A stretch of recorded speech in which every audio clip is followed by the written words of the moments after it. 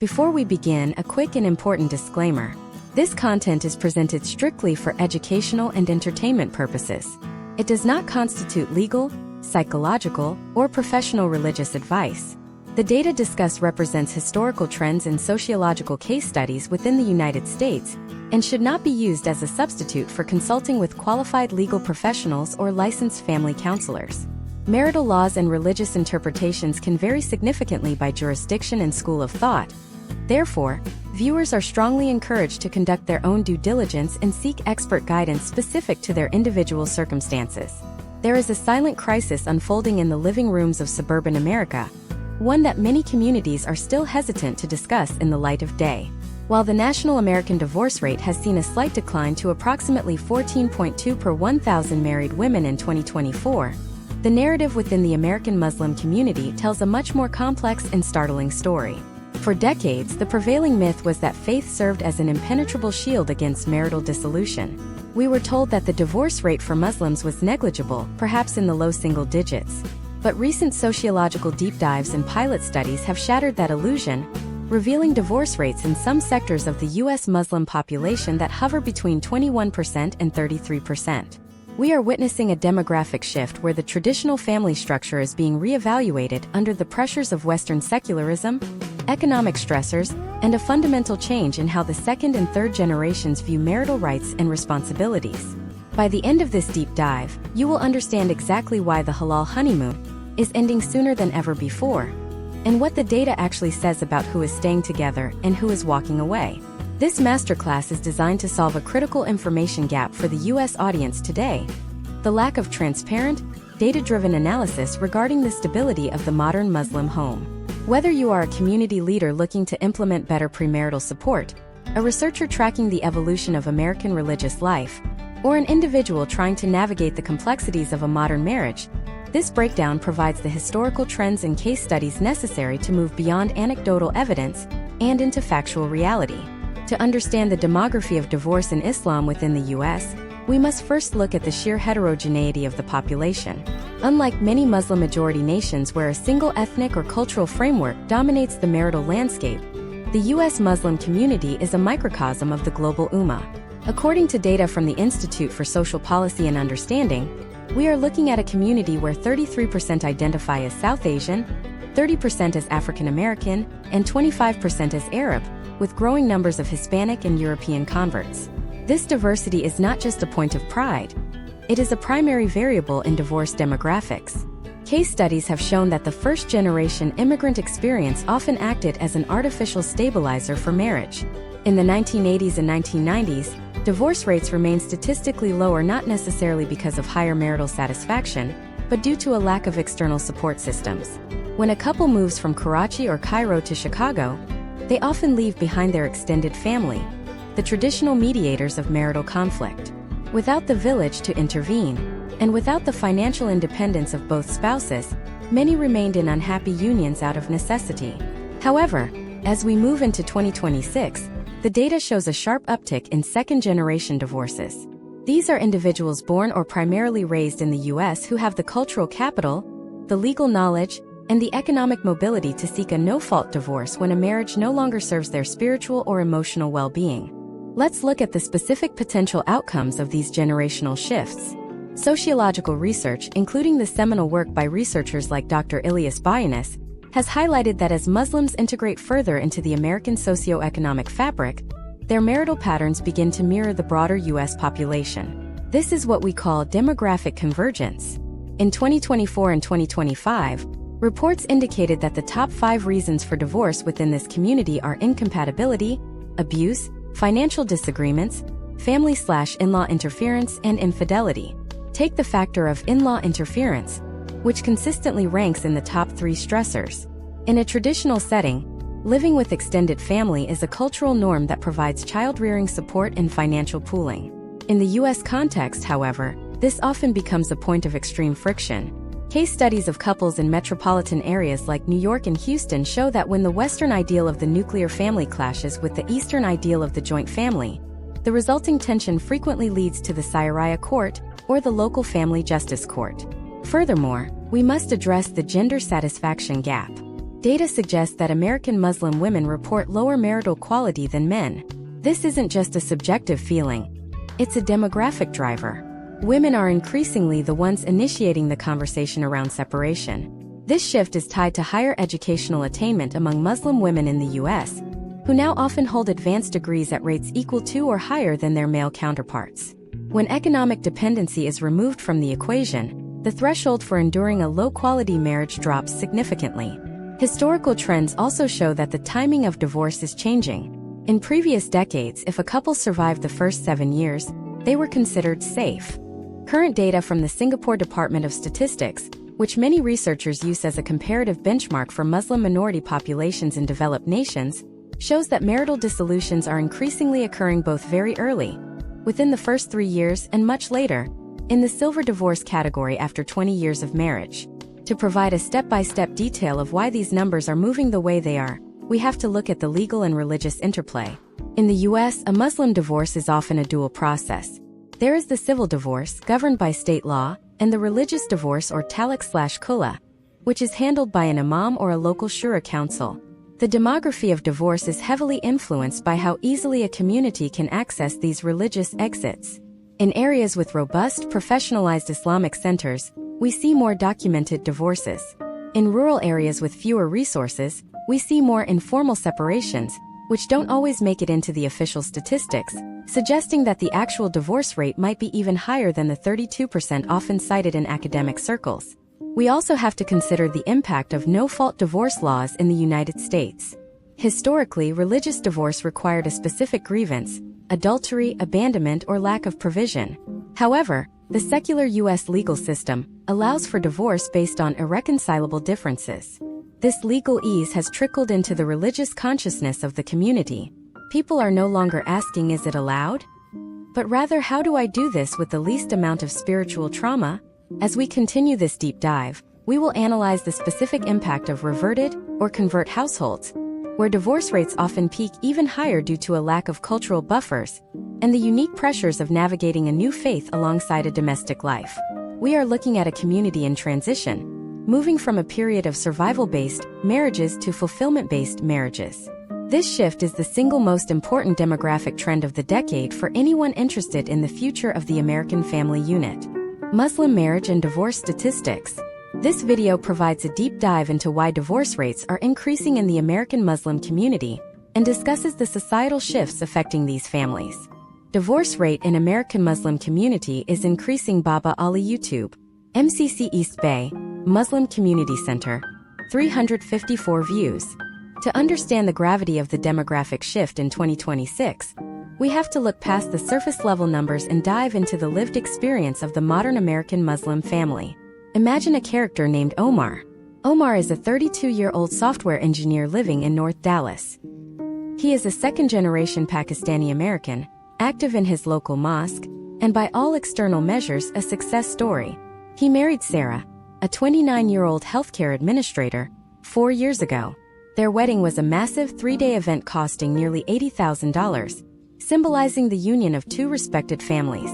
But behind closed doors, Omar and Sarah are navigating a world their parents never had to face. In the 1990s, a couple like Omar and Sarah might have stayed together regardless of their internal friction, due to intense social pressure and a lack of comparative data. But today, Sarah has her own high-income stream and a robust social network that includes divorced friends who are thriving. When Sarah looks at the data, she sees that the social stigma of divorce has eroded. Historical trends from the early 2000s showed that only about 10% of Muslim women felt comfortable initiating a divorce. By 2026, case studies from major metropolitan hubs like Chicago, New York, and Orange County suggest that women are now the primary initiators in nearly 65% of marital dissolutions within the community. The core of this shift is what sociologists call the empowerment expectation gap. As educational levels have risen, with 40% of American Muslims now holding at least a college degree, so have the expectations for emotional intimacy and parity within the marriage. Omar expects a traditional household dynamic similar to what he saw in his childhood, while Sarah expects a partnership-based model. This mismatch is a leading driver in the divorce statistics we see today. Let's get into the step-by-step details of how this demographic pressure manifests. First, we have the mahr or dowry disputes. Historically, the mahr was a financial safety net for women. In 2026, we are seeing a trend where the mahr is being leveraged differently in U.S. courts. Case studies show that when a couple files for a civil divorce, the deferred mahr, which can often be tens of thousands of dollars, is sometimes treated as a prenuptial agreement, but other times it is ignored by secular judges, leading to a secondary, often more bitter, battle in religious shura councils.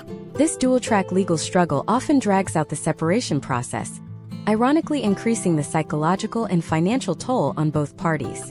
Next, we must analyze the social network contagion effect. Research published in journals like Social Forces indicates that if you have a close friend who gets divorced, your own risk of divorce increases by 75%. In the tight-knit American Muslim community, this effect is amplified.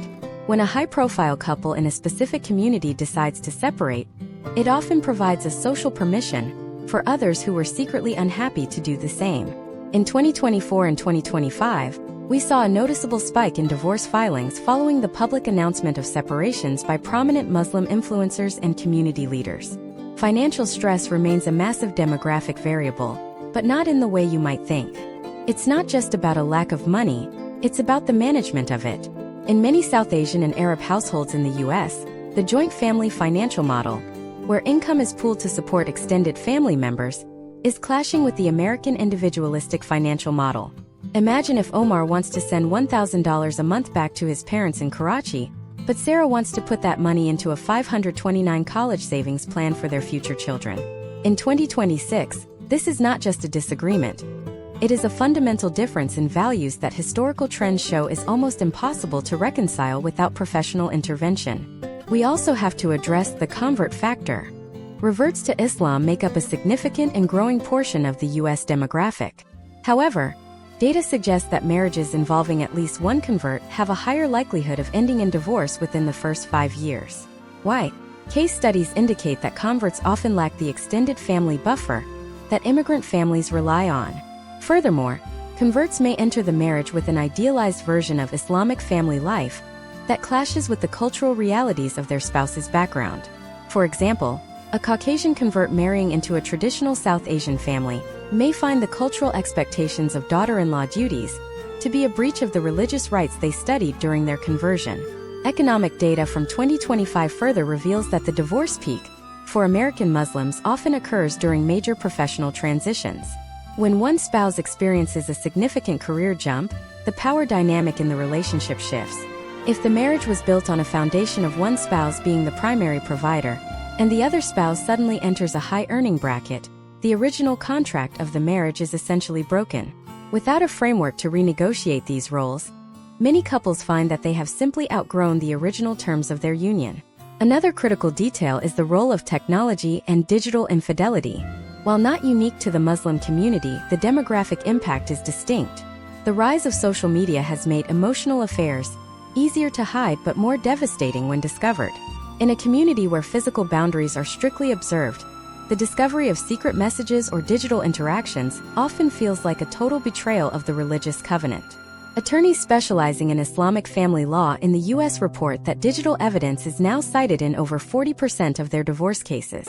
So, what does this mean for the future of the community? We are seeing the emergence of a post-stigma generation.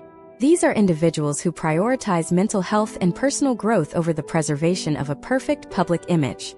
This shift is leading to a more honest dialogue about the realities of marriage, but it is also contributing to the rising numbers. But there is a specific demographic that is actually seeing more stability, and it's not who you would expect. It's not the most traditional or the most conservative. Instead, the data points to a very specific type of collaborative marriage that is surviving the 2026 divorce wave. Why are these couples different? Is it their education level, their income, or something more fundamental about how they structured their nikah contract from day one? In the next part, we're going to look at the hidden impact of the premarital contract and how a new wave of American Muslims are using legal loopholes to protect their marriages or ensure a clean break before the first child is even born. We will also dive into the hidden cost of silence and how avoiding the D word in premarital counseling is actually the #1 predictor of a future split. To understand why some marriages thrive while others collapse under the weight of modern American life in 2026, we have to look at the architectural foundation of the union, the nikah contract. In the United States, This document has evolved from a simple religious formality into a sophisticated legal instrument. Historically, many couples treated the religious contract as a secondary thought, focusing instead on the aesthetics of the wedding ceremony. However, case studies from 2024 and 2025 show a massive shift in how the most stable demographic of American Muslims approaches this document. Imagine a character named Fatima. Fatima is a 27-year-old residency student in Philadelphia. When she became engaged to Zaid, a 30-year-old civil engineer, they didn't just talk about their future home or their shared values. They spent 3 months negotiating the specific stipulations of their nikah contract with the help of both an imam and a secular family law attorney. This is the new demographic of the protected marriage. By including clauses regarding the right to work, the right to separate housing, and a pre-negotiated mahr that accounts for inflation and career sacrifice, Fatima and Zaid are statistically more likely to avoid the messy, protracted legal battles that define most U.S. divorces. The data reveals that couples who engage in these hard conversations before the wedding have a significantly lower rate of early-term dissolution. Why? Because the process of drafting a detailed contract forces a level of radical honesty that most dating or engagement periods actively avoid. In 2026, the leading predictor of divorce isn't just incompatibility, it is the unmet, unexpressed expectation. By expressing these expectations in a legally binding religious document, the couple enters the marriage with a clear roadmap. Let's look at the hidden cost of silence. Historical trends within the U.S. Muslim community show a deep-seated cultural aversion to discussing divorce before marriage. It was seen as bad luck or a lack of faith. However, case studies of the divorce wave in the early 2020s revealed that this silence created a vacuum where resentment grew. When a couple refuses to discuss how they would handle a potential breakdown, who gets the kids, how the assets are split, or how the religious divorce would be triggered, they are essentially building a house on sand. In 2026, the demographic of Muslims aged 25 to 35 is breaking this taboo. They are utilizing premarital counseling programs, like those offered by the Khalil Center or similar nonprofits, which have reported a 45% increase in enrollment over the last 3 years. One of the most complex demographic factors we see today is the professional sacrifice mismatch. In many historical case studies, the wife would pause her career to raise children, with the unspoken understanding that the husband would provide for life. In the modern U.S. economy, where a single income is often insufficient for a middle-class lifestyle in cities like San Francisco or Northern Virginia, this model is failing. When the marriage ends, the wife often finds herself 5 to 10 years behind in the workforce with no legal claim to the husband's future earnings beyond what a secular court might grant. This is where the demography of divorce becomes a matter of economic survival. To solve this, we are seeing a rise in civil-religious synchronization. This is a process where the couple ensures their civil prenuptial agreement matches their religious nikah contract. In 2026, this has become a standard recommendation among professional Muslim matchmakers and counselors. It eliminates the limping marriage phenomenon, a demographic reality where a person is divorced under U.S. law, but still religiously married, or vice versa. This state of legal and spiritual limbo is one of the most significant sources of trauma in the community, often preventing individuals from moving on and forming new, healthy families. Now let's examine the demographic impact of the mahr in the U.S. court system. Historically, U.S. judges were hesitant to enforce a mahr, viewing it as a religious gift rather than a contract. However, by 2026, several landmark cases in New Jersey and California have set a precedent for treating the mahr as a valid contractual obligation, provided it meets the standards of secular contract law. This change in the legal landscape has shifted the power dynamics of divorce. It has made the cost of a whim-based divorce higher for the party who might otherwise walk away without fulfilling their financial obligations. Furthermore, we must address the digital residency of divorce. In 2026, a significant number of American Muslims are meeting through apps like Salams or Muzmatch. The demographic data from these platforms suggests that app-based marriages have a different risk profile than those arranged through traditional family networks. While these apps increase the pool of potential spouses, they also lead to marriages between people from vastly different geographic and cultural backgrounds who may have very little real-world social overlap. When these marriages face trouble, there is no shared community to help bridge the gap. Case studies show that app-based marriages in the U.S. have a 15% higher turnover rate in the first 2 years compared to marriages that originated within a shared local community or mosque. But there is a deeper layer to this. It is the theological shift regarding divorce. For decades, the narrative was that divorce is the most hated of permissible things. While this remains a core belief, the demographic of American Muslim scholars in 2026 is increasingly emphasizing the permissible part of that statement. There is a growing movement that views divorce not as a failure of faith, but as a necessary mercy in the face of toxicity or harm. This shift in rhetoric is directly influencing the statistics. When people no longer feel that a divorce will result in spiritual excommunication, they are more likely to seek a healthy exit from an unhealthy situation. However, this easier exit has led to a new demographic problem: the serial nikah. Case studies from urban centers like Dearborn and Patterson indicate a small but growing segment of the population that enters into multiple short-term marriages, often ending them within 12 to 18 months. This trend is creating a new class of young divorcees who face unique challenges in re-entering the marriage market. The data suggests that for every divorce an individual goes through, the statistical likelihood of their next marriage succeeding drops by 10 to 12%.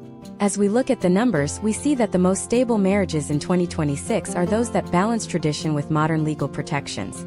They are the couples who view the marriage as a partnership of two independent units, rather than the absorption of one into the other. They are the ones who have utilized the D word not as a threat, but as a boundary to define what a healthy marriage must look like. But what happens when the divorce is finalized? The demographic story doesn't end with the signing of a paper. There is a massive, often invisible population of Muslim single parents in the U.S. who are reshaping the community's future. How are they navigating a dating world that is often hostile to them? And more importantly, how is the grandparent demographic reacting to their children's divorces? And how is this impacting the inheritance and wealth transfer within the American Muslim community? In the next part, we're going to dive into the economics of the aftermath. We will look at how divorce is shifting the middle-class wealth of Muslim Americans and the shocking data on who actually ends up in a better financial position 5 years post-split. We'll also uncover the custody wars and how a new generation of fathers is fighting for a role that was historically often marginalized in the wake of a separation. The financial fallout of a divorce within the American Muslim community in 2026 is not just a personal crisis. It is a demographic wealth transfer that is reshaping the community's middle class. Historically, the economic impact of divorce was asymmetrical, often leaving women in a state of sudden financial instability. However, current case studies indicate a more nuanced reality. To understand this, let's look at a character named Yusuf. Yusuf is a 42-year-old pharmacist in Dearborn, Michigan. He and his former spouse, Amina, an architect, built a substantial portfolio of assets over 15 years, including a $600,000 home and various retirement accounts. When they decided to separate in 2025, they were forced to confront the collision of Islamic inheritance principles and U.S. community property laws. In many states like California or Washington, assets acquired during the marriage are split 50-50. For Yusuf and Amina, this meant liquidating their home, the cornerstone of their generational wealth. Historical trends show that the sale of the family home during a divorce is one of the primary reasons Muslim families slip from the upper middle class into a more precarious financial tier. The transaction costs, the loss of a low-interest mortgage from the early 2020s, and the requirement to find two separate dwellings in a high-interest rate environment like 2026 often result in a 30% reduction in disposable income for both parties. However, the data suggests a surprising long-term trend. While women like Amina often face a sharper initial decline in standard of living immediately post-divorce, case studies from 2024 show that college-educated Muslim women in the U.S. tend to recover their financial standing within 5 years. This is largely due to the high rate of workforce participation among second- and third-generation women. For men, the financial impact is often more sustained due to ongoing support obligations and the loss of the dual income advantage that defined their lifestyle. In 2026, we are seeing the emergence of the single income squeeze, where divorced Muslim men, particularly those with multiple children, struggle to maintain their previous level of community involvement and charitable giving, which are often markers of social status within the mosque ecosystem. Step by step, the economic dissolution follows a predictable but painful path. First, there is the valuation of the mahr. In a 2026 legal context, if a mahr was set at a high value, say $50,000, and was not paid up front, U.S. courts are increasingly viewing this as a debt that must be settled before the division of other assets. This can deplete the liquid savings of the husband before the 50-50 split even begins. Second, there is the division of retirement assets through Qualified Domestic Relations Orders or QDROs. Many couples are shocked to find that their 401k plans, which they viewed as personal safety nets, are legally communal. For a community that values financial legacy, the sight of a retirement fund being halved is often the moment the reality of the divorce truly sinks in. This brings us to the custody wars and the demographic shift in fatherhood. Imagine if Yusuf, who historically might have settled for every other weekend visitation, now demands a 50-50 physical custody arrangement. In 2026, this is becoming the standard. There is a burgeoning movement among American Muslim fathers who are challenging the traditional notion that the mother is the sole primary caregiver post-divorce. This is a massive departure from historical trends where fathers often faded into a secondary, purely financial role. Case studies from family courts in Northern Virginia and Chicago show that Muslim fathers are increasingly citing their religious and moral obligation to be present in their children's daily lives as a reason for equal custody. This has led to the rise of birdnesting within the community, a demographic anomaly where the children stay in the family home and the parents rotate in and out. While this preserves some stability for the children, the economic cost of maintaining 3 residences, the main home and 2 smaller apartments for the parents, is staggering.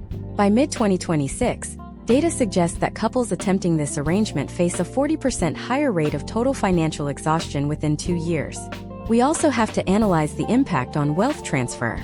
The American Muslim community is currently in the middle of a massive intergenerational wealth transfer, as the pioneering immigrant generation passes down assets to their US-born children. However, divorce is acting as a wealth leak. When a second-generation couple divorces, the inheritance they received from their parents is often commingled with marital assets and then split.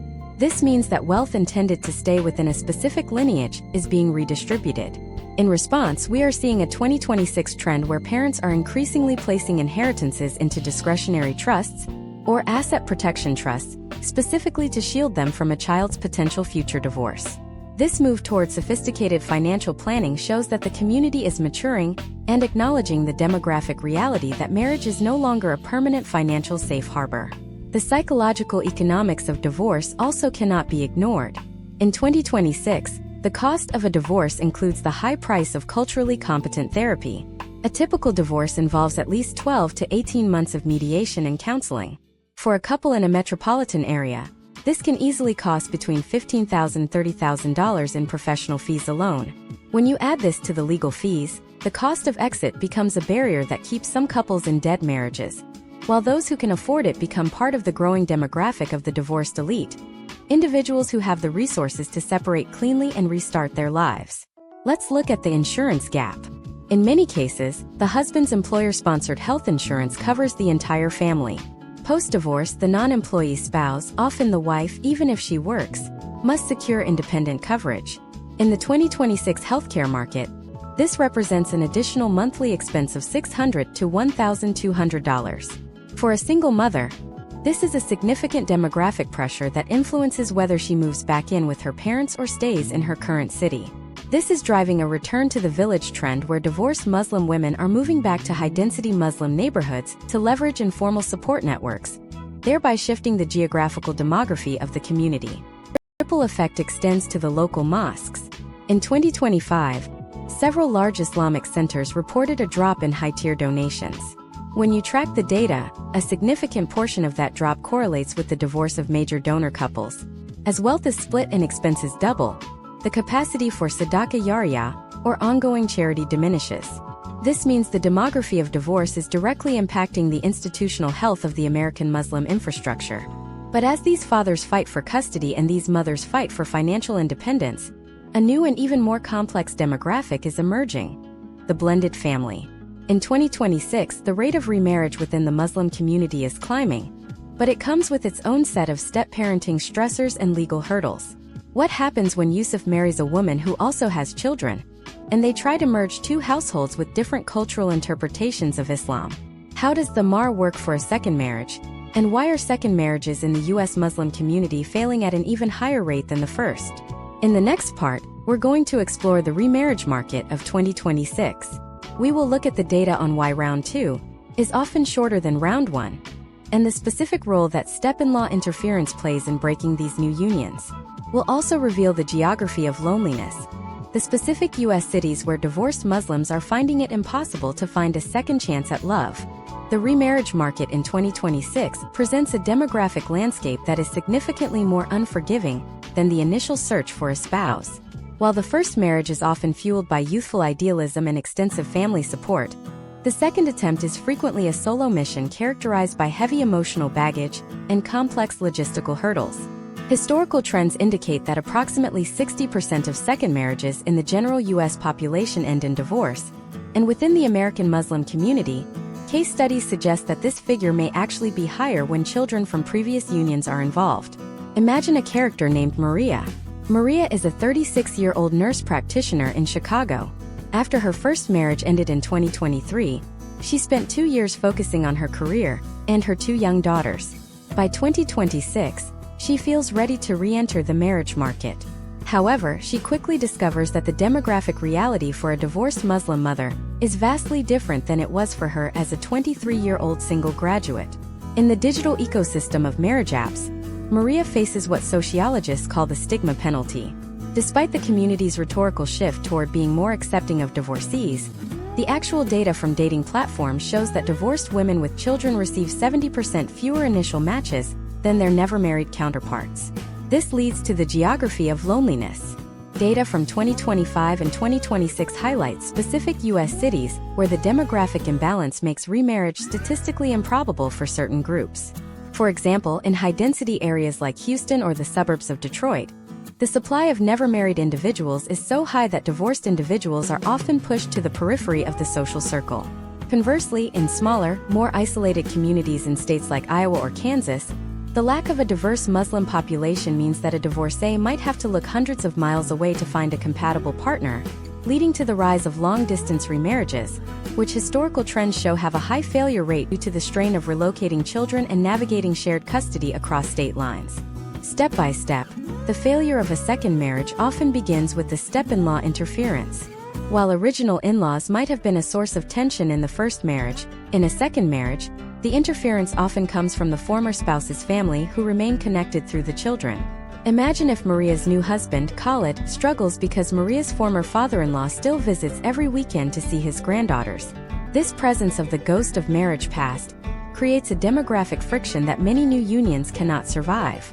Case studies show that 45% of second marriage dissolutions in the U.S. Muslim community cite inability to integrate the previous family structure as a primary cause. Then there is the financial loyalty conflict. In 2026, the economic reality of a blended family is a minefield. If Khalid has his own child support payments to make from a previous marriage, and Maria is receiving child support but also managing the high costs of her own household, the pooling of resources becomes nearly impossible. Historical trends suggest that couples who keep their finances completely separate in a second marriage are more likely to experience feelings of transactionalism rather than union. In contrast, those who attempt to merge finances often run into legal issues regarding the inheritance rights of children from different parents. Another demographic factor is the speed of rebound. In 2024 and 2025, imams across the U.S. noticed a trend of individuals rushing into a second marriage within 12 months of their divorce being finalized. Sociological data suggests this is often a reactionary union, intended to prove social worth or to solve immediate childcare needs. However, the potential outcomes of such haste are often disastrous. Without a cooling-off period of at least 2 years to process the trauma of the first divorce, individuals often replicate the exact same behavioral patterns that led to the first breakdown. In 2026, the demographic of serial divorcees, those on their third or fourth marriage, is growing, particularly among men in their late 40s who have the financial means to keep restarting, but lack the emotional intelligence to sustain a long-term partnership. The role of step-parenting is perhaps the most significant demographic strain. In a 2026 survey of divorced American Muslims, 55% of those who remarried and then divorced again cited conflict over child-rearing, with their new spouse as the breaking point. The cultural expectations of what a stepfather or stepmother should be are often ill-defined. Does the step-parent have the right to discipline? Does the step-parent have a say in the child's religious education? When these questions aren't answered in the premarital contract, which we discussed in the previous part, The result is a constant state of low-level domestic warfare that eventually erodes the romantic bond. We must also look at the digital burnout in the remarriage market. By 2026, many divorced Muslims have been on marriage apps for years. This leads to a demographic of perpetual seekers who have become so accustomed to the swipe culture that they struggle to commit when a viable partner actually appears. They are always looking for the next best thing, a phenomenon that has led to a 20% increase in ghosting, even among those who have reached the stage of formal family introductions. However, there is a positive demographic trend emerging: the supportive sisterhood and brotherhood networks. Divorced Muslims in the U.S. are increasingly forming their own independent social circles, separate from the traditional mosque structures that may still harbor subtle biases. These groups act as a private vetted market for remarriage, focusing on shared life experience rather than just age or ethnicity. Data from 2025 suggests that marriages formed through these organic, experience-based networks have a 30% higher success rate than those formed through cold matching on apps. But even with these support networks, there is one demographic that remains almost invisible in the statistics: the divorced elderly. As the first generation of large-scale Muslim immigrants reaches their 70s and 80s in 2026, we are seeing a small but significant rise in late-life divorces. These are couples who stayed together for the kids for 40 years and now, in an era of increased longevity and secular influence, decide to spend their final years apart. This trend is sending shockwaves through the community's inheritance and elder care models. Who takes care of a divorced 80-year-old father when the children are already stretched thin between their own careers and their mother's household? The demography of divorce is not just about the split. It is about the long-term reconfiguration of the entire community's DNA. It changes how wealth is passed down, how children are raised, and how the mosque functions as a social hub. But as we look closer at the data, we see that there is one factor that overrules almost everything else. One hidden variable that predicts divorce more accurately than income, ethnicity, or even the age of the couple. In the next part, we are going to expose the secret variable of religious compatibility. We will look at why being religious isn't enough to save a marriage in 2026, and why the specific style of one's faith can actually be the biggest wedge in a modern U.S. home. We'll also dive into the impact of secular education on marital longevity, and why your degree might be the very thing that determines the date of your divorce. The secret variable of religious compatibility is often misunderstood as a simple measure of how much someone prays or whether they fast during Ramadan. However, in 2026, the demographic data suggests that the true wedge is not the level of religiosity, but the specific religious orientation and the methodology of practice. We call this the religious style mismatch. Historical trends show that in the early 2000s, couples were often matched based on the broad label of practicing Muslim. Today, that label is insufficient. Case studies from matrimonial counseling centers in Southern California and Virginia indicate that a marriage between a traditionalist, who follows a specific school of jurisprudence strictly, and a reformist or a spiritual-focused individual, often leads to irreconcilable friction within the first 5 years. Imagine a character named Adam. Adam is a 29-year-old marketing director in Seattle who identifies as a progressive Muslim. He values the ethical and social justice aspects of the faith, but is less concerned with strict adherence to traditional gender roles. He marries Sophia, who was raised in a more conservative household in Ohio where the division of labor and social interactions were strictly governed by classical interpretations. On paper, they are both religious. In practice, every daily decision, from how they decorate their home to whose hand Adam shakes at a business mixer, becomes a theological battlefield. In 2026, this is one of the most common precursors to divorce because it involves the core identity of the individuals. Step by step, the data shows that these religious style conflicts escalate through 3 distinct phases. First is the ritual friction, where the couple disagrees on the frequency or method of congregational worship. Second is the social boundary friction, involving disagreements over friend groups and gender-mixed environments. The third and final stage is the child-rearing friction, where the couple realizes they cannot agree on which version of Islam to pass down to the next generation. Historical trends indicate that once a couple reaches the third stage, the likelihood of marital dissolution increases by 60%. This is why the demography of divorce is increasingly segmented by religious subgroups rather than the community as a whole. This brings us to the impact of secular education on marital longevity. There is a fascinating and somewhat counterintuitive demographic trend in 2026: the education gap. In the broader U.S. population, higher education is usually a stabilizer for marriage because it often correlates with higher income. However, within the American Muslim community, we are seeing a trend where the more educated a woman is relative to her husband, the higher the statistical probability of divorce. This is not because education itself is harmful, but because it shifts the power dynamics and the expectations of the marriage contract. Case studies of Muslim women with doctorates or professional degrees in 2026 reveal that they often seek a level of intellectual and emotional egalitarianism that their spouses, who may be equally educated but culturally more traditional, are unprepared to provide. If a husband's view of marriage is rooted in a provider-protector model, but the wife is a high-earning surgeon who does not require financial protection, the traditional pillars of the relationship crumble. Without a new framework to replace the old one, the marriage enters a state of structural instability. Furthermore, we must address the hyper-specialization of the Muslim professional class. In 2026, we see a demographic concentration of Muslims in high-stress fields like medicine, law, and technology. The data suggests that marriages where both partners are in high-stress, high-hours careers have a 25% higher divorce rate than those with one stable, 9-to-5 career. This is the time poverty effect. When two professionals are both chasing a partner track or a residency, the marriage becomes a secondary priority.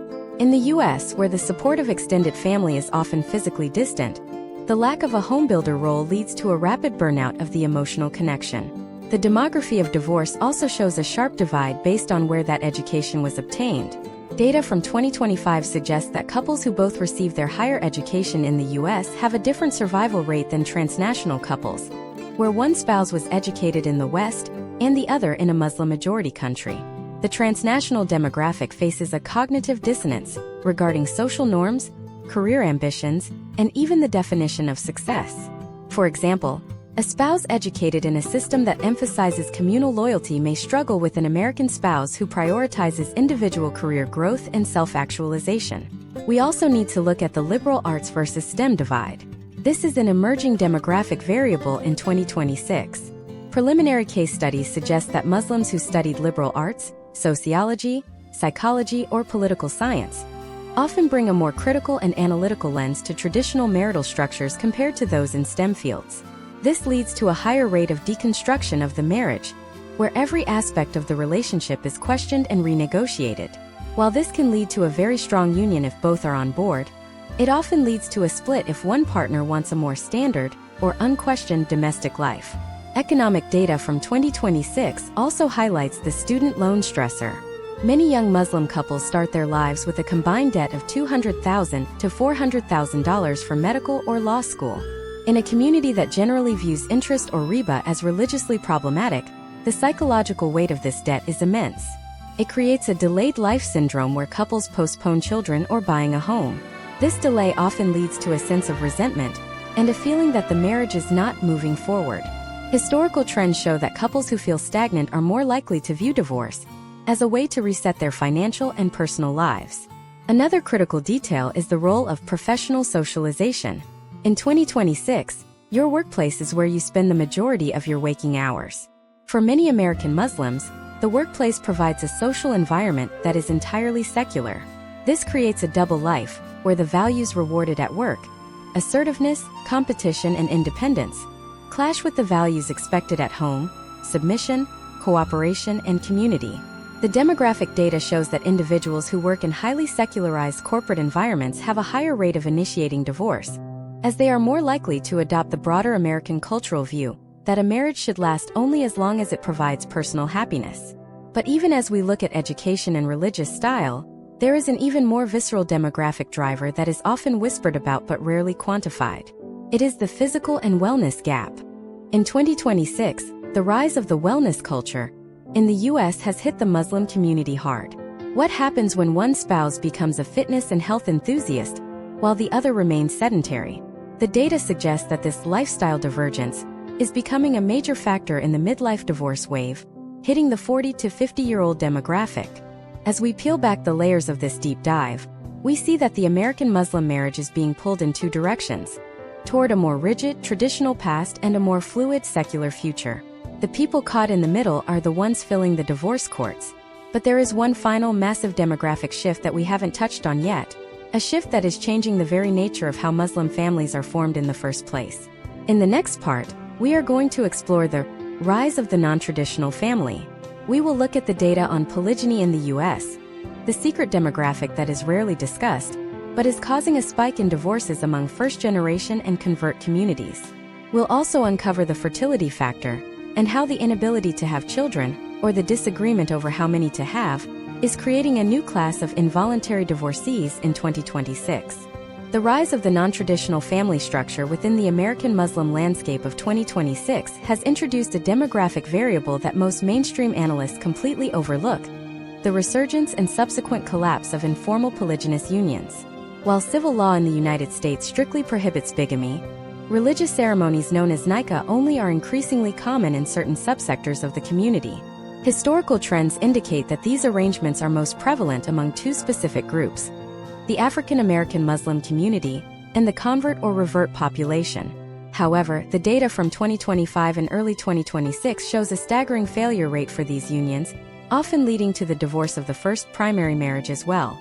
Imagine a character named Robert. Robert is a 45-year-old small business owner in Atlanta who reverted to Islam 15 years ago. He has been married to his first wife Aisha for 12 years. Feeling a sense of religious duty or perhaps seeking a different domestic dynamic, Robert enters into a second, religious-only marriage with a younger woman. In the context of the US, where there is no legal framework to manage the rights of multiple spouses, the potential outcomes are almost universally catastrophic. Without legal standing, the second wife has no claim to health insurance, Social Security, or inheritance, while the first wife often feels a profound breach of the emotional contract of their American-style marriage. Case studies from 2024 show that when a second marriage is introduced without the full, enthusiastic consent and legal preparation of all parties, the original marriage dissolves within 18 months in approximately 80% of cases. This creates a demographic ripple effect. We are seeing a spike in double divorces, where a man loses both his primary legal family and his secondary religious union simultaneously, leading to extreme financial liquidation and social isolation. In 2026, the Shura councils in cities like Philadelphia and Newark are reporting that nearly 15% of their divorce mediation cases now involve the fallout of informal polygyny. This leads us directly into the fertility factor, a demographic driver that is as biologically rooted as it is culturally sensitive. In the year 2026, the average age of marriage for American Muslims has climbed to 29 for women and 32 for men. This delay, often due to the pursuit of advanced degrees we discussed earlier, means many couples are entering their childbearing years with a much narrower window. The inability to conceive has become a primary driver for a new class of involuntary divorcees. Step by step, the fertility crisis fractures a marriage through a specific progression. First, there is the social pressure. In a community that highly values progeny as a form of sadaqah jariyah, or ongoing charity, the lack of children is often viewed through a lens of communal pity or even spiritual trial. Second, there is the financial strain of IVF or adoption. In 2026, a single round of IVF in the US can cost upwards of $20,000. For a young couple already burdened by student loans, this expense becomes a point of deep resentment. If one partner is more committed to the medical route than the other, the marriage becomes a series of clinical appointments rather than a romantic partnership. Case studies from fertility clinics in metropolitan hubs like Jersey City show that Muslim couples often wait longer to seek help due to cultural stigmas surrounding infertility, particularly male infertility. When the data finally reveals that a natural conception is unlikely, the blame game begins. In many traditionalist demographic sectors, the pressure from in-laws to find a more fertile spouse is a documented reality. By 2026, we are seeing a trend of biological divorce, where couples who still love each other decide to separate simply because their goals for a multi-child household are biologically unattainable together. But there is another side to the fertility factor: the disagreement over family size. Imagine if Sarah wants one child so she can continue her career as a corporate attorney, but her husband, Omar, wants 4 or 5 children to mirror his own upbringing. This is not just a lifestyle preference, it is a demographic conflict. Historical trends show that as American Muslims move into the middle and upper middle class, their desired family size shrinks to the national average of 1.8 children. However, the ideological demographic, those who view a large family as a religious mandate, continues to push for more. In 2025, family mediators reported that child count disputes were cited in 12% of divorce filings among couples aged 30 to 40. We also have to analyze the special needs stressor. In 2026, the diagnosis rates for neurodivergence and developmental challenges are higher than ever due to better screening. For an American Muslim family, having a child with special needs can be a point of immense spiritual growth, but the demographic reality is that it places a 90% higher strain on the marital bond compared to families with neurotypical children. Without the village support of an extended family, the primary caregiver, statistically the mother, often becomes isolated. The father, feeling the pressure to work more to cover specialized therapy costs, becomes absent. This resource depletion leads to a divorce of exhaustion. Case studies show that many of these couples stay together until the child reaches school age, at which point the cumulative fatigue results in a permanent split. Furthermore, the gender preference issue remains a hidden demographic variable. While less common in the second and third generations, there is still a documented trend of marital friction when a couple only has daughters. In some cultural subsectors, the lack of a male heir to carry the family name is used as a justification for seeking a second wife or a divorce. In 2026, this is increasingly challenged by younger Muslim women who view such attitudes as a violation of Islamic equity, leading to high-conflict separations where the woman leaves to protect her daughters from a patriarchal household environment. The economic aftermath of these fertility divorces is unique. Unlike a standard divorce where assets are split, these cases often involve the division of genetic material. In 2026, U.S. courts are seeing an increase in cases where divorced Muslim couples fight over the custody of frozen embryos. This is a legal and religious minefield. Does the husband have the right to prevent the wife from using the embryos post-divorce? Does the wife have a right to biological motherhood at the expense of the husband's involuntary fatherhood? The lack of clear Islamic consensus on this in a U.S. legal context is creating a new category of lingering legalities that keep divorced couples tied to each other for years. The demography of divorce is also being shaped by the parental abandonment of the marriage. In 2025, we saw a rise in commuter marriages, where one spouse works in a different state to provide a higher standard of living. Data suggests that these arrangements have a 40% higher failure rate. The physical absence creates a parenting gap, where the spouse at home begins to view the absent spouse merely as a bank account, rather than a partner.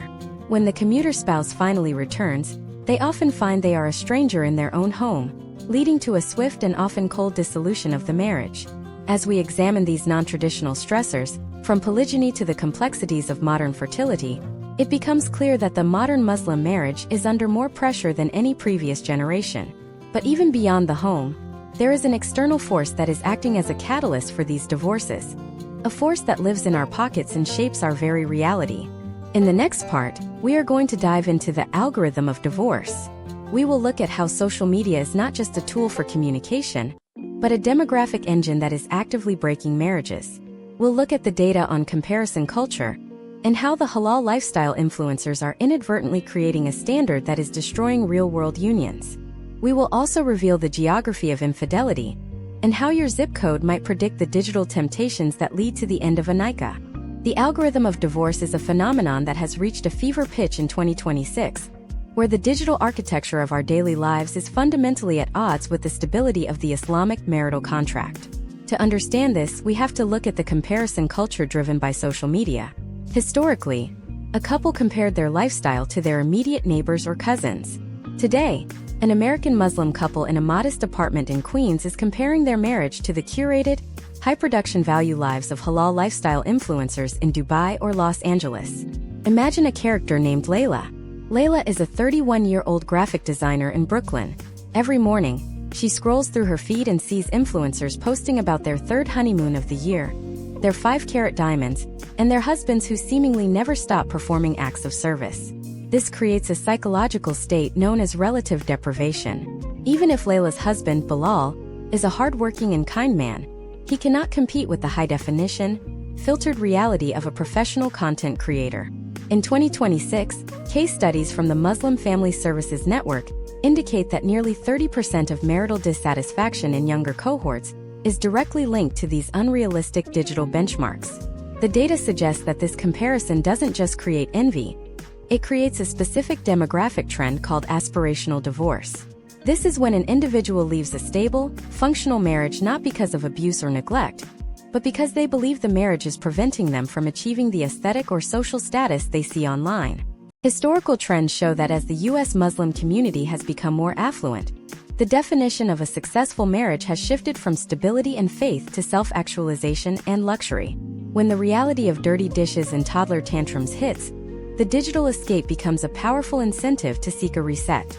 Step by step, the algorithm erodes the marriage through the feedback loop of validation. When Layla feels neglected by Bilal, she posts a photo.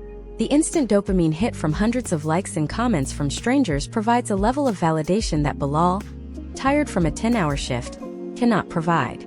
Over time, the digital community becomes the primary source of emotional support, making the spouse seem redundant or even an obstacle to happiness. By 2026, this digital displacement of the spouse is cited in nearly 25% of divorce mediations in high-tech urban centers like San Jose and Austin. This brings us to the geography of infidelity. While it is a sensitive topic, the demography of divorce in 2026 cannot be discussed without acknowledging the role of digital accessibility. Data from forensic digital analysts and family law firms shows that your zip code is a significant predictor of digital temptation. In highly concentrated Muslim professional hubs, such as certain neighborhoods in Northern Virginia or the high-rises of downtown Chicago, the density of users on faith-based networking and matrimonial apps creates a proximity-based temptation. Case studies reveal that digital infidelity, ranging from secret messaging to the rekindling of old flames via social media, is often the catalyst for the final breakdown. In 2025, a study of divorce filings in the New York tri-state area found that digital evidence, such as deleted message logs or geolocation data, was present in 55% of cases. The demographic most affected is the 35 to 45-year-old male professional who has attained financial success but feels a midlife disconnect. The algorithm, designed to keep users engaged, often suggests connections that mirror the user's interests, inadvertently creating echo chambers of temptation, where individuals find people who validate their grievances against their spouse.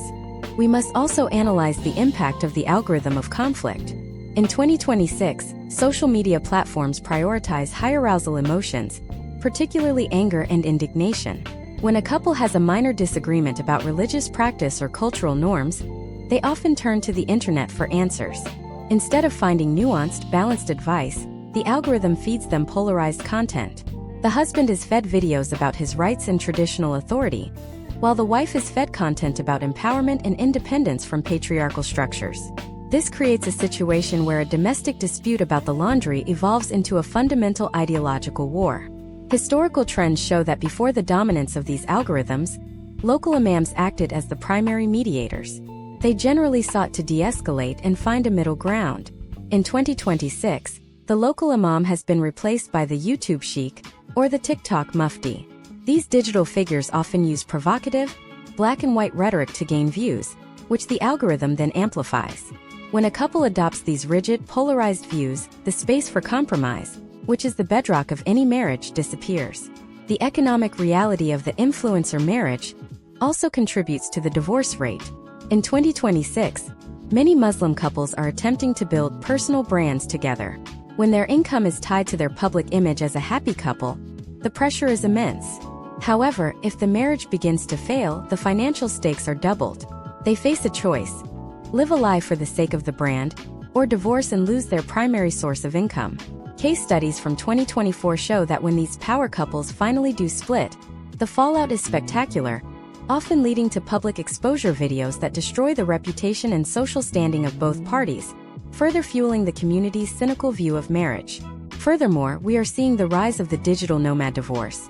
With the prevalence of remote work in 2026, many young Muslim couples have moved away from their home communities to live in aesthetic locations like Tulum, Bali, or even just more affordable U.S. cities where they have no social roots. Without a physical community to keep them grounded, these couples exist in a vacuum. When the algorithm shows them a better life elsewhere, there is no one, no parents, no elders, no lifelong friends, to tell them that every marriage has its seasons. This lack of social friction makes it remarkably easy to walk away. The demography of divorce is also being reshaped by the privacy gap. In a world where every milestone is shared, the lack of private space for a couple to grow and make mistakes is fatal.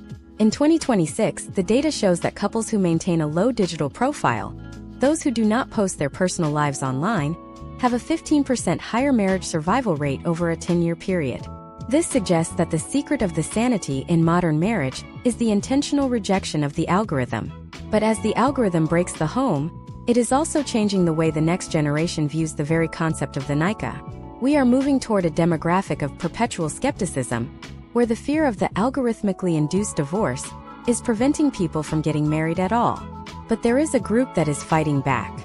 A group that is using the same technology to build divorce-proof frameworks. In the next part, we are going to explore the resilience demographics. We will look at the data on why certain small, niche communities within the US are seeing a 0% increase in divorce while the rest of the world is burning. We'll uncover the 5 factors of longevity that are emerging in 2026 and how a new generation is hacking the nikah to ensure that their marriage survives the digital age. We'll also look at the role of the modern mosque and why the architectural design of your local Islamic center might be the secret to your marital success. The concept of the resilience demographics is not a matter of luck, but a result of intentional structural design. In 2026, while much of the community faces rising divorce rates, certain niche pockets within the US Muslim population are showing remarkable stability. When we look at these high longevity groups, we see a pattern that rejects the isolation of modern suburban life. These are the intentional communities. They are often found in mid-sized cities like Columbus, Ohio, or Raleigh, North Carolina, where the cost of living allows families to prioritize time over raw accumulation of wealth. Imagine a character named Zain. Zain is a 34-year-old high school teacher in a tight-knit Muslim enclave in the suburbs of Minneapolis. Unlike our previous characters who lived in high-stress, high-rise isolation, Zain's daily life is physically integrated with 10 other families who share a similar commitment to marital preservation. This is the first of the 5 factors of longevity, the physical village. In 2026, the data shows that couples who live within a 10-minute walking distance of their primary social support network have a 40% higher rate of surviving a major marital crisis. The second factor is what we call hacking the nikah through radical transparency. In 2025, a new trend emerged among second- and third-generation American Muslims: the annual marriage audit. This is a practice where couples, often with the guidance of a professional counselor, review their nikah stipulations every 12 months. They adjust the contract to reflect their current reality. If the wife has transitioned from a full-time professional to a stay-at-home parent, the financial expectations are officially renegotiated. If the husband has taken on a more demanding role that limits his time with the children, the labor division is rebalanced. Case studies show that this preventative maintenance prevents the slow poison of resentment that typically leads to a surprise divorce filing in year 7 or 8. The third factor involves the role of the modern mosque and its architectural influence. Historically, many U.S. mosques were designed as prayer halls with little thought given to social utility. They were gender-segregated warehouses, where men and women entered through different doors and never interacted. In 2026, we are seeing the rise of the third space mosque. These are centers designed with integrated cafes, co-working spaces, and family-friendly lounges. Step by step, the architecture impacts the divorce rate through social visibility. In a traditional, segregated mosque, a struggling couple can easily hide their friction. The husband goes to one side, the wife to the other, and they maintain a public facade. In a third space mosque, the couple interacts as a unit in a social setting. When they are struggling, the community censors, the aunties, uncles, and peers who actually know them, can spot the signs of distress early. Data from 2024 indicates that mosques with integrated social architecture report a 25% higher success rate in their internal mediation efforts compared to traditional, siloed structures. The fourth factor is the economic alignment of the resilience demographic. Historical trends within the broader U.S. population suggest that financial arguments are the #1 predictor of divorce. The resilient Muslim demographic in 2026 has solved this by adopting a collective savings model. Instead of the yours, mine, and ours approach that creates transactional tension, these couples often utilize wax-style family endowments. They view their wealth as a communal trust for their lineage. Case studies from successful immigrant business families in Southern California show that when wealth is tied to a multi-generational purpose, the individual ego-driven desire to walk away with my half is significantly diminished. The fifth and perhaps most controversial factor is the rejection of the romantic myth. In 2026, the most stable marriages are those that view the nikah as a strategic alliance rather than an emotional firework. While they still value love, they prioritize khidma, or service to the partner, as the primary metric of success. Historical trends show that marriages built on the Hollywood ideal of constant passion have a 50% higher likelihood of crashing when the reality of life sets in. The resilient demographic uses a duty-first framework, which ironically often leads to deeper, more sustainable emotional intimacy over time. We also have to look at the data on secular integration. A common misconception is that the most isolated, ultra-traditional communities are the most stable. In reality, 2026 data shows that the most resilient couples are those who are biculturally competent. They are comfortable in a corporate boardroom and a mosque. This adaptability allows them to navigate the stressors of American life without feeling that their faith is under constant attack. When a couple feels that their lifestyle and their faith are in harmony, the internal friction of the marriage drops. Let's look at the mediation first clause. In 2025, a legal movement began where Muslim couples started including a mandatory mediation clause in their civil prenuptial agreements. This clause requires the couple to undergo 6 months of professional, culturally competent mediation before a divorce petition can be finalized in a U.S. court. Step by step, this friction by design gives the couple a chance to move past the initial heat of an argument. Historical trends show that nearly 20% of couples who enter mandatory mediation end up reconciling, or at least pursuing a collaborative, non-litigious separation that protects the children and the assets. The demographic of the resilient father is also evolving. In 2026, we are seeing a trend of active fatherhood that is rooted in the Sunnah but adapted for the U.S. These fathers are not just providers, they are emotionally present caregivers. Data suggests that in households where the father is actively involved in the invisible labor of the home, managing schedules, emotional coaching, and domestic chores, the divorce rate is 30% lower. This is because the resentment gap that we discussed in the earlier parts of this deep dive is practically eliminated. Even the way these resilient groups use technology is different. Instead of the comparison culture apps, they use closed-loop communication platforms. These are private digital spaces for the extended family, or the intentional community where the focus is on coordination and support rather than performance. By 2026, these private digital villages have become the primary defense against the algorithmically induced divorce. As we look at these 5 factors, the physical village, the marriage audit, social architecture, collective economics, and the rejection of romantic idealism, we see a blueprint for a new kind of American Muslim life. This is a community that is no longer reacting to the pressures of the West, but is actively building a subculture that can withstand them. However, even the most resilient communities cannot ignore the final ultimate demographic reality. It is the factor that ends every marriage one way or another. It is the factor that defines the legacy of the divorce or the union. As we move into the final part of this masterclass, we have to face the ultimate data point.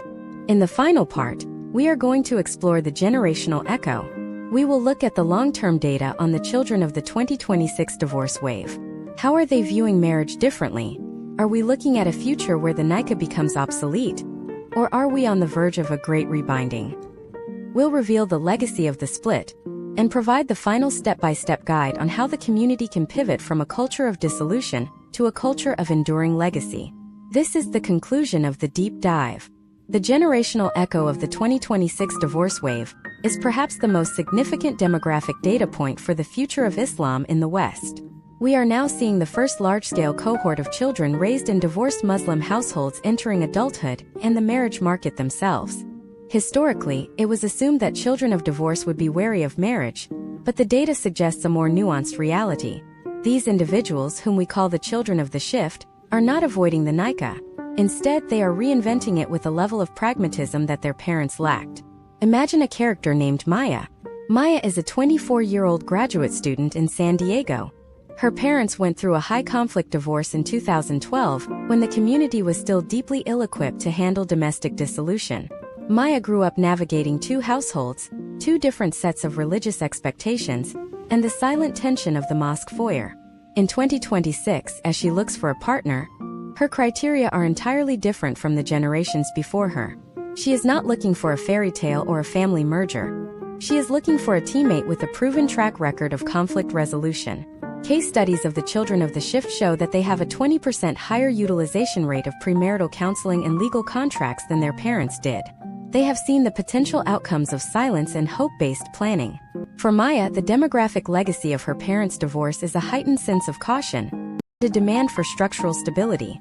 This is creating a great rebinding, where the youth are actually more traditional in their contractual requirements because they understand the cost of a breakdown. Step by step, the legacy of a split manifests in the community's evolution through 3 distinct phases. The first is the normalization phase, where the shock of divorce wears off, and it becomes a known demographic reality. We have largely passed this phase by 2026. The second is the infrastructure phase, where institutions like the mosque and the school system adapt to the needs of single parents and blended families. The third and final phase is the cultural pivot, where the community moves away from a culture of shame and silence to a culture of support and sustainability. The data on the legacy of the split also reveals a surprising trend regarding religious retention. There was a historical fear that divorce would lead to children leaving the faith. However, longitudinal case studies from 2020 to 2026 indicate that the quality of the co-parenting relationship is a much stronger predictor of religious identity than the marital status of the parents. In households where the father remained an active, respectful co-parent despite the divorce, the children's religious retention rates remained on par with those from intact families. Conversely, in high-conflict divorces where one parent was marginalized, the risk of the child disengaging from the community increased by 35%. This brings us to the final step-by-step guide on how the American Muslim community can pivot toward an enduring legacy. This is not about stopping all divorces. It is about ensuring that the demography of the community remains healthy regardless of marital status. Step 1 is the professionalization of mediation. In 2026, the era of the unqualified elder, acting as the sole mediator, is ending. The pivot requires a demographic shift toward licensed, culturally competent counselors who understand both the secular legal landscape and the spiritual requirements of the nikah. Case studies from organizations like Maristan show that when professional mental health is integrated with religious guidance, the rate of amiable dissolution, divorces that do not destroy the family's social or spiritual fabric, increases significantly. Step 2 is the economic protection of the vulnerable. As we discussed in earlier parts, the financial fallout of divorce often hits women and children the hardest. An enduring legacy requires the community to establish waqf, or endowment funds specifically for the legal and housing support of divorced families. This prevents the downward mobility that has historically characterized the post-divorce experience in the U.S. By 2026, several mosques in North Texas and Florida have already piloted these funds, showing a marked improvement in the social stability of divorced households. Step 3 is the reform of the remarriage market. To move beyond a culture of dissolution, the community must actively dismantle the stigma surrounding divorcees. Data shows that a community with high rates of successful remarriage is more stable than one with a high population of isolated single parents. The pivot involves intentional networking and the rejection of the first marriage-only bias that has historically skewed the demographics. Step 4 is the focus on intergenerational literacy. This means teaching the children of the shift not just how to get married, but how to stay married or, if necessary, how to divorce with ihsan or excellence. In 2026, weekend schools and youth programs are beginning to include modules on emotional intelligence and boundary setting. This is the long-term demographic play that will determine the health of the community in 2040 and beyond. Let's look at the wealth preservation aspect one final time. In 2026, the most successful families are those that have moved toward bloodline trusts and other legal mechanisms to ensure that the wealth leak of divorce is mitigated. This isn't out of a lack of trust, but a realistic acknowledgement of the demographic trends. By protecting the assets for the grandchildren regardless of the parents' marital status, the community ensures its long-term economic footprint in the United States remains secure. Finally, we must address the spiritual demography. A community is more than its numbers. It is its soul. The deep dive into the demography of divorce in Islam in the U.S. reveals a people who are grappling with the most difficult aspects of modernity. We are seeing a shift from a quantity-based view of the Ummah, where more marriages at any cost are the goal, to a quality-based view. In 2026, the success of the American Muslim community is being measured not by how many people stay together in misery, but by how many families, in whatever form they take, remain anchored in faith, dignity, and mutual respect. Historical trends suggest that every major immigrant group in the U.S. goes through this period of domestic upheaval before finding a new equilibrium. The Irish, the Italians, and the Jewish communities all saw similar spikes in divorce and domestic restructuring as they moved from the first to the third generation. The American Muslim community is currently in the eye of that storm. The potential outcomes are clear. We can either ignore the data and watch the foundation crumble, or we can use the demographic insights we've uncovered to build a more resilient, honest, and supportive future. As we conclude this masterclass, remember that the numbers are just the beginning of the story. Behind every statistic is a human being like Omar, Sarah, Fatima, or Yusuf, trying to navigate a complex world with their values intact. The demography of divorce is not a sign of the end. It is a signal for a new, more mature beginning. The data has shown us the cracks in the old system, but it has also provided the blueprint for the new.